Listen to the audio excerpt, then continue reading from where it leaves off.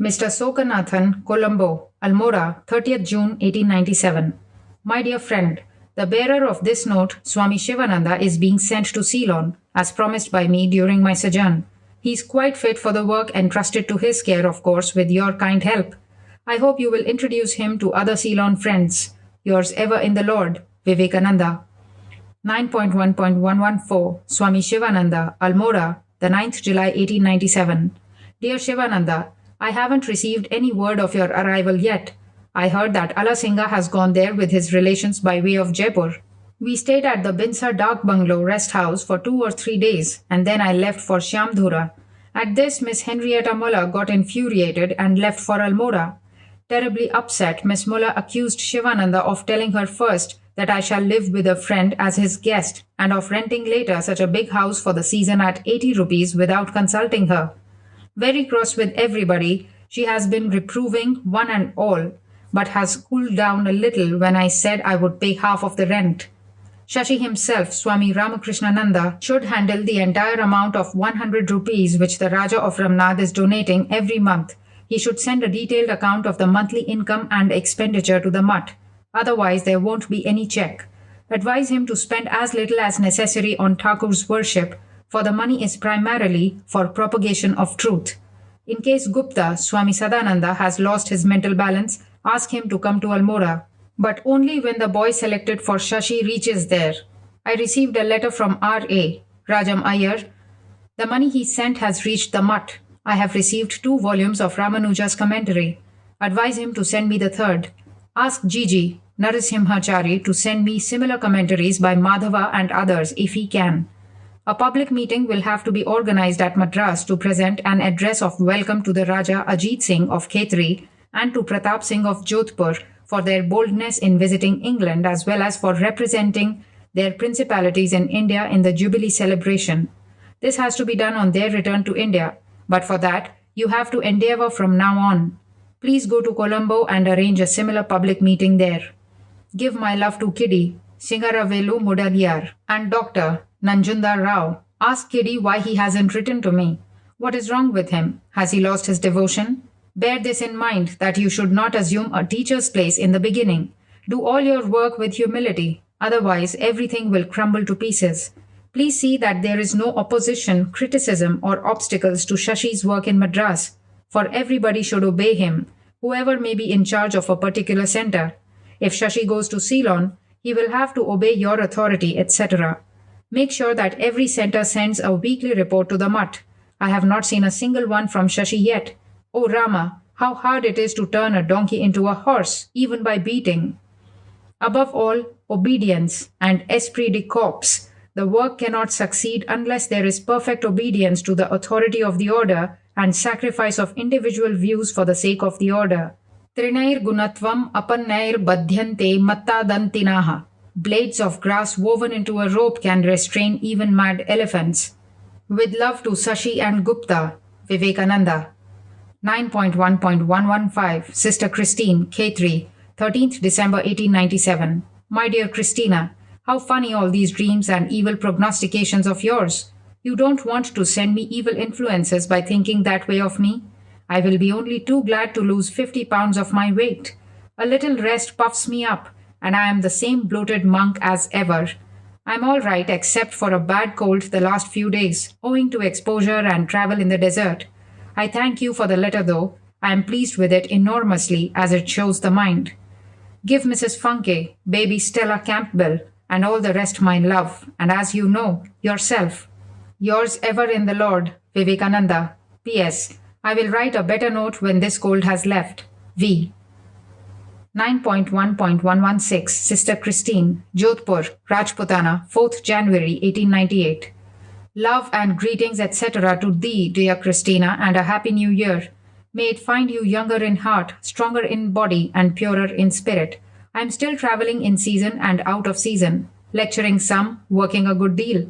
Have you seen Mr. Edward T. Sturdy of England, who I learn has been to Detroit? Did you like him?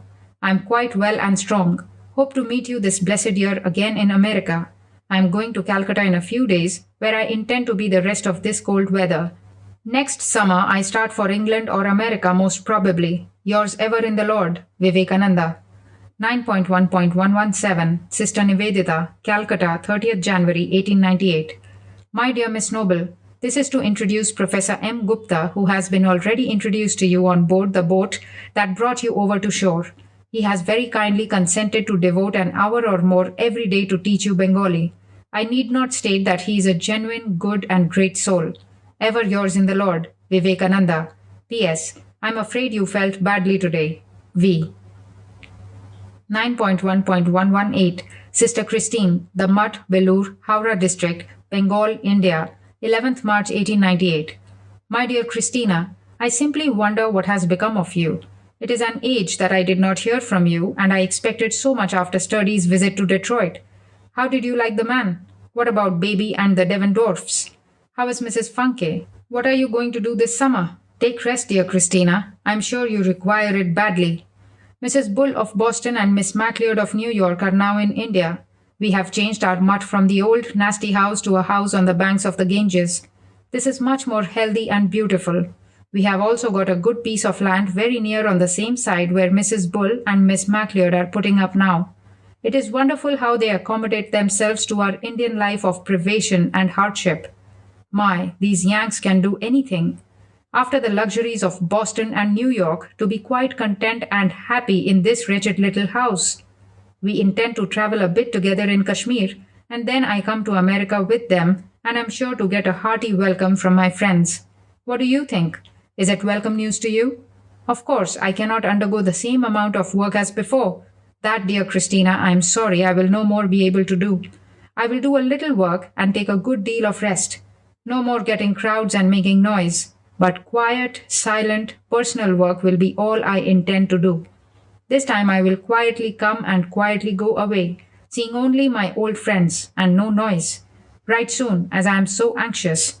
Ever yours in the Lord, Vivekananda. There are two sorts of persons. One sort has the heart of water, the other of stone. The one easily takes an impression and as easily throws it off. The other seldom takes an impression, but once it takes, it is there forever. Nay, the more they struggle to cast it off, the more it cuts deep into the stone soul. R.K. Ramakrishna Paramahamsa. 8.1.119, Sister Nivedita, Mutt, Belur, Howrah, Bengal, 16th March 1898. My dear Margaret, it is needless to let you know you have fulfilled all my expectations in your last lecture. It appears to me that the platform is the great field where you will be of great help to me, apart from your educational plans. I'm glad to learn that Miss Henrietta Muller is going to have a place on the river. Are you also going to Darjeeling? So you will all the better work after a trip up there. Next season I am planning a series of lectures for you all over India. Ever yours with all love and blessings. Stamped with Swamiji's portrait. The Calcutta Boy. 9.1.120, Mrs. Old Bull, Darjeeling, the 4th April 98. My dear Dhira Mata, I am afraid you are getting roasted down there in the heat of Calcutta. Here it is nice and cool and rather chill when it rains, which it does almost every day. Yesterday the view of the snows was simply superb, and it is the most picturesque city in the world. There is such a mass of color everywhere, especially in the dress of the Lepchas and Bhutias and the Paharis. Had it not been for the awful corrugated iron roofs everywhere, it would have been 20 times more picturesque. My health was not bad in Calcutta. Here it is the same. Only the sugar has entirely disappeared, the specific gravity being only 13. I slept very well last night too, but the morning ride up or climb of a few miles is proving too much for my adipose tissues. The flannel clothes only made me worse, so I have given them up and have gone to my summer dress and am all right. I have sent you Sturdy's letter already. Poor fellow, I do not know what to do for him. He is really living in a desert of his own making. You see, one thing is not good for everyone. Marriage has indeed proved a hell for Sturdy, and he cannot come although he is skirting the coast of India. Lord help the poor boy. May he cut all his bonds and make him free soon. Aye, it is good that he is feeling the bondage, and not hugging and kissing its spokes of agony. I gave a little lecture to the Hindus here yesterday, and I told them all their defects purposely and with their permission. I hope it will make them howl. Miss Muller has taken a bungalow here and she is coming on Wednesday. I do not know whether Miss Noble is coming with her. She, Miss Noble, had better be your guest in Kashmir as according to our plan. Have you got that place yet or changed places? I am going to Kashmir anyway, as I have promised. I will be here only a few days and then I come to Calcutta to be there only a week, and then I start for the northwest. Of course, this is not the time to see anything in the NWP. Everything is burning there, yet that heat is much healthier than that of Bengal. Ever yours in the Lord, Vivekananda.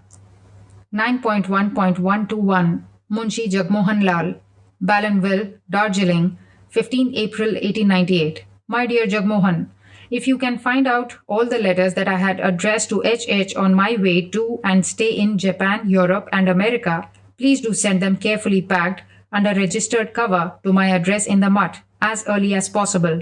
With blessings to you, I remain yours truly, Vivekananda. 9.1.122 Miss Josephine MacLeod, Darjeeling, 19th April 98. My dear Miss MacLeod, Miss Muller is very glad to learn that you intend inviting Miss Noble to join our party to Kashmir. It has her hearty approval. On her way back, Miss Muller will start something for her in Calcutta. She need not come to Darjeeling at all. Hope you are enjoying the baking quite a bit. I start this week most probably. Ever yours in the Lord, Vivekananda. 9.1.123 Officer in charge of telegrams, Srinagar, April 19, 1898. Sir, please allow Miss MacLeod or her agent to receive any telegrams that you have received for me and receipt the same. Yours truly, Vivekananda. 9.1.124 Miss Josephine MacLeod or Mrs. Old Bull, Seshnag, Chandanbari, Kashmir. En route from Srinagar to Amarnath, end of July 1898.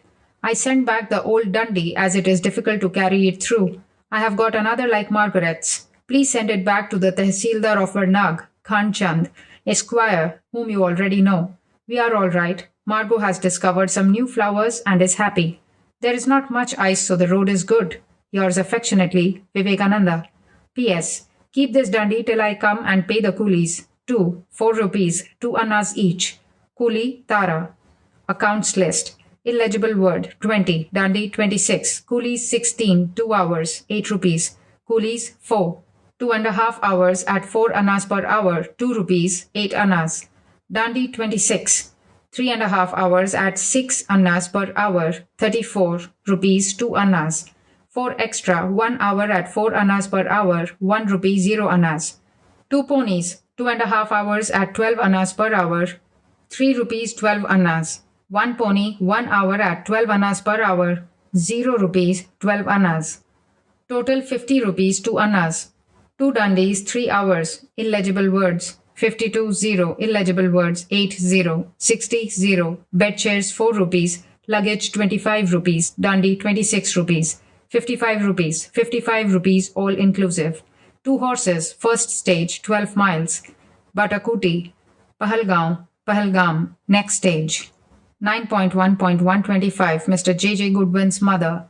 On receiving news of the untimely death of Josiah, Goodwin, Swami Vivekananda, sent the following paragraph along with the poem Requiescat in Pace to the newspapers as well as to Goodwin's mother. Almora, June 1898. With infinite sorrow I learned the sad news of Mr. Goodwin's departure from this life, the more so as it was terribly sudden and therefore prevented all possibilities of my being at his side at the time of death. The debt of gratitude I owe him can never be repaid, and those who think they have been helped by any thought of mine ought to know that almost every word of it was published through the untiring and most unselfish exertions of Mr. Goodwin.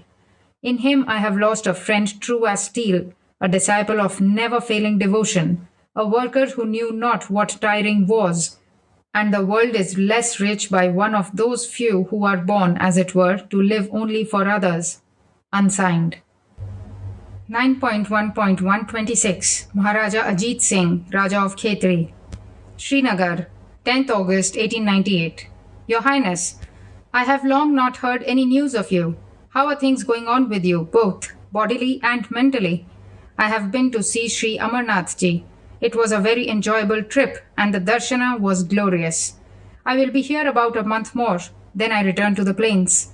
Kindly ask Jagmohan to write to the Diwan Sahib of Kishangarh to get for me the copies of Nimbarka Bhashya which he promised. With all love, yours, Vivekananda. 9.1.127 Sister Christine, The Mutt, Belur, Howrah District, 25th October 1898. My dear Christina, how are you? I am very anxious about your health. I have long not had any letter from you. My health again failed badly. I had therefore to leave Kashmir in haste and come to Calcutta. The doctors say I ought not go tramping again this winter. That is such a disappointment, you know. However, I am coming to the US this summer. Mrs. Bull and Miss MacLeod enjoyed this year's trip to Kashmir immensely, and now they are having a glimpse of the old monuments and buildings of Delhi, Agra, Jaipur, etc. Do write a nice long letter if you have time, and do not work yourself to death. Duty is duty, no doubt, but we have our duties, not only to our mother, etc., but to others also. Sometimes one duty asks for physical sacrifice, whilst the other insists on great care for our health. Of course, we follow the stronger motive, and I do not know which will prove stronger in your case. Anyhow, take great care of your body now that your sisters have come to your help. How do you manage the family, the expenses, etc.? Write me all you like to write. Give me a long chat, will you? Do. I am getting better every day, and then the long months before I can start for the US. Never mind, Mother knows what is best for us. She will show the way. I am now in Bhakti. As I am growing old, Bhakti is taking the place of Jnana. Did you get the new Awakened India? How do you like it? Ever yours in the Lord, Vivekananda. 9.1.128 Maharaja Ajit Singh, Raja of Khetri. Maharaja Ajit Singh, the Raja of Khetri. Mutt Belur, 22nd November 1898. Your Highness, many thanks for your kind note and the Nimbarka Bhashya reached through Jagamohan Lalji. I approach Your Highness today on a most important business of mine, knowing well that I have not the least shame in opening my mind to you, and that I consider you as my only friend in this life. If the following appeals to you, good. If not, pardon my foolishness as a friend should. As you know already, I have been ailing since my return.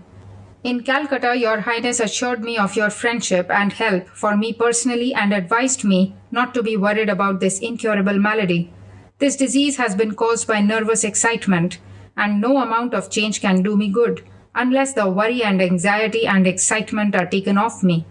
After trying these 2 years a different climate, I am getting worse every day and now almost at death's door.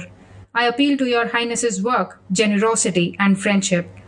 I have one great sin rankling always in my breast, and that is, in order to do a service to the world, I have sadly neglected my mother. Again, since my second brother has gone away, she has become awfully worn out with grief. Now my last desire is to make seva, give service, and serve my mother, for some years at least. I want to live with my mother and get my younger brother married to prevent extinction of the family. This will certainly smoothen my last days as well as those of my mother. She lives now in a hovel. I want to build a little decent home for her and make some provision for the youngest, as there is very little hope of his being a good earning man. Is it too much for a royal descendant of Ramachandra to do for one he loves and calls his friend?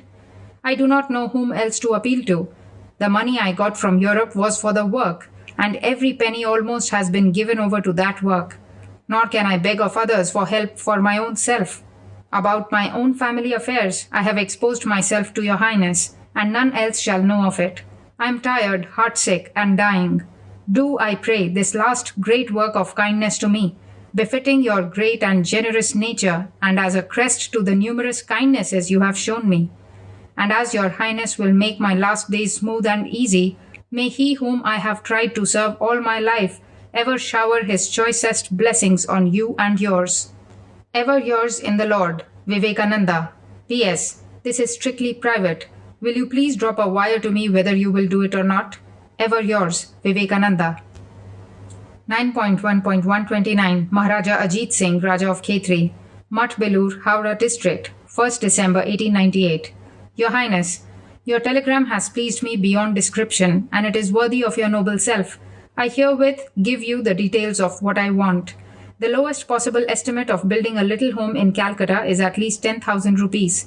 With that, it is barely possible to buy or build a house in some out-of-the-way quarter of the town. a little house fit for 4 or 5 persons to live in. As for the expenses of living, the 100 rupees a month your generosity is supplying my mother is enough for her. If another 100 rupees a month be added to it for my lifetime for my expenses, which unfortunately this illness has increased, and which I hope will not be for long a source of trouble to you, as I expect only to live a few years at best, I will be perfectly happy. One thing more will I beg of you, if possible, the 100 rupees a month for my mother be made permanent, so that even after my death it may regularly reach her. Or even if your highness ever gets reasons to stop your love and kindness for me, my poor old mother may be provided for, remembering the love you once had for a poor sadhu. This is all. Do this little work amongst the many other noble deeds you have done, knowing well whatever else can be proved or not. The power of karma is self-evident to all. The blessings of this good karma shall always follow you and yours. As for me, what shall I say? Whatever I am in the world has been almost all through your help. You made it possible for me to get rid of a terrible anxiety and face the world and do some work. It may be that you are destined by the Lord to be the instrument again of helping yet grander work by taking this load off my mind once more. But whether you do this or not, once loved is always loved. Let all my love and blessings and prayers follow you and yours, day and night, for what I owe you already. And may the Mother, whose play is this universe and in whose hands we are mere instruments, always protect you from all evil. Ever yours in the Lord, Vivekananda. 9.1.130 Sister Nivedita 3 p.m. Sunday, early 1899. My dear Margot, I am sorry I cannot come to see Dr. Mahoney. I am ill. I have not yet broken my fast. Have you stopped teaching my little cousin? Yours with love, Vivekananda. 9.